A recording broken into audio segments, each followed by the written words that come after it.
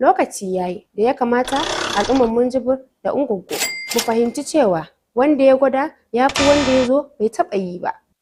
A fagen zaben shugabanci al'ummar Minjibir Ungwaggo a matakin majalisar jiha mun taɓa yin wani gwani wanda ya ji tausayin mu, ya gina mu ta fannin ilimi, ya gina mu ta fannin lafiya, ya kula da tsaron mu, ya kuma ɗauke mu tamkar shi ne da kanshi.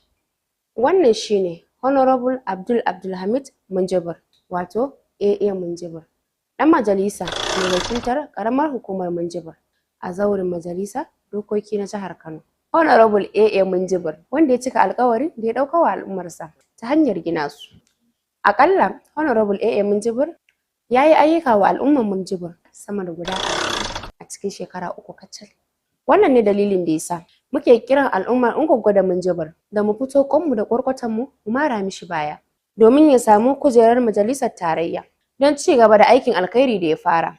Mu zaɓi Honorable Abdulhamid Minjibir a ƙarƙashin tutar jam'iyyar APC a kakar zaɓe ta 2027. Honorable AA Minjibir alkhairi ne.